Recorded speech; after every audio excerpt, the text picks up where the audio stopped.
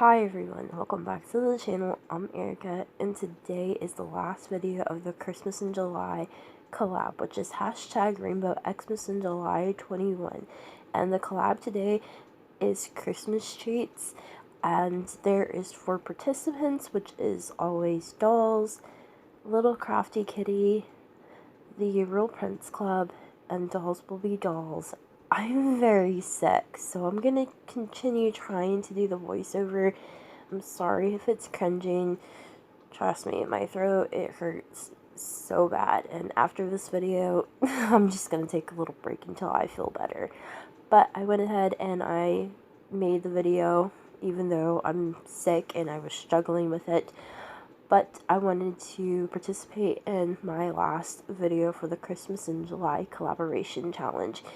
Also, I will be picking the winner on the 31st of July.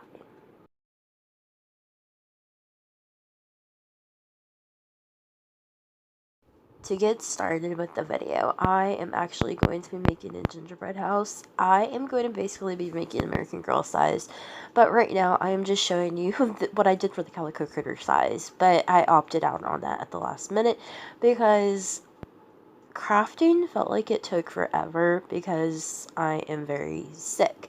So for the AG size, I just took 5 pieces of regular cardboard and I cut it into a pentagon, and then I used my hot glue gun and I drew on some details to emboss it, and then I went over with a layer of tissue paper and school glue to basically paper mache the whole entire thing so I would have a smooth surface. And crafting just was not fun today, and right now I am drawing out a gingerbread man, and I'm basically going to do the exact same thing, except for I am just doing 1 layer of regular cardboard, but I am embossing it again with the hot glue and paper macheing it with the tissue paper and school glue.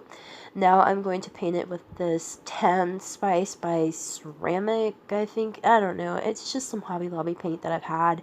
I actually used this for my sandcastle video a couple of weeks, well, actually a handful of weeks ago, and I am just going to use this to paint the entire house. And the reason why I chose this color was because it kind of looked like a gingerbread already, the color anyway, and I wanted to keep it simple, and I had to do about 3 layers because, I don't know, this paint, it's kind of thinned over the last few months that I've had it.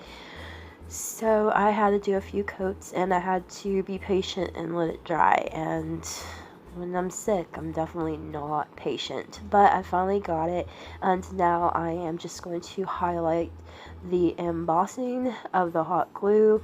I am using a cream antique white color by Apple Barrel, and I am just highlighting the door.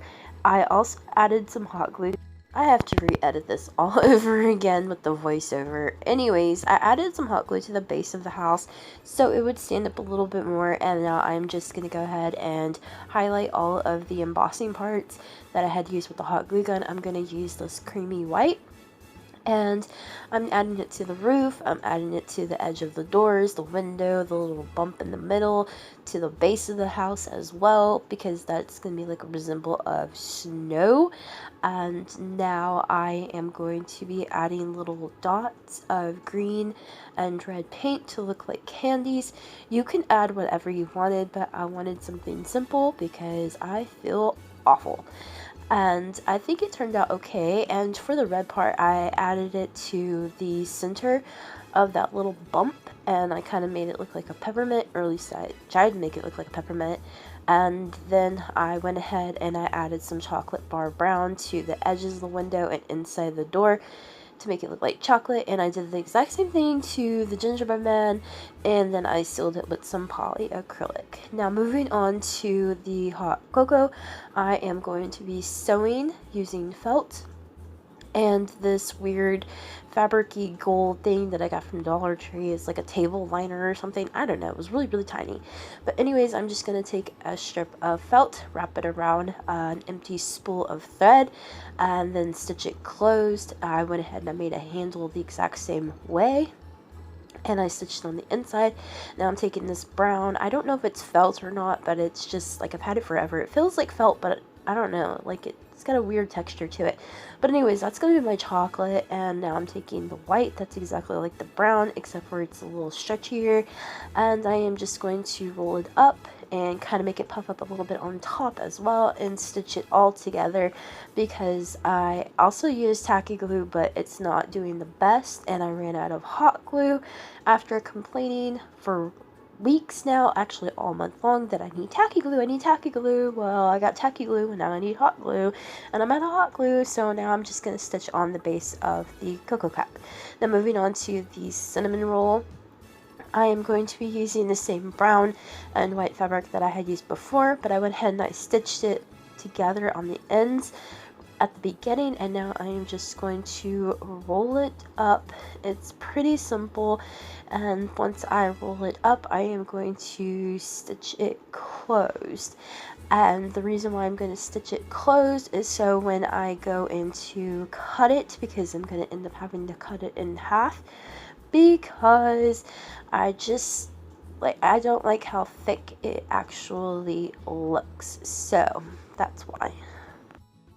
I did this all by hand except for the cup, but you can completely do everything that I made by hand. But like I said, I am just stitching the sides of it closed right here where the seam is, and then I'm just going to take my scissors and carefully cut it straight in the middle because I want it to be in halvesies.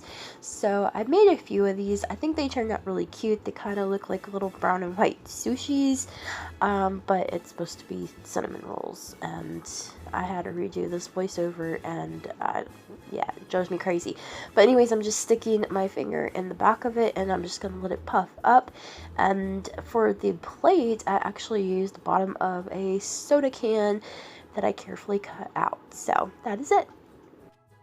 Thank you all so much for watching, and don't forget to check the description box down below to check out everyone's video who is part of this collab challenge.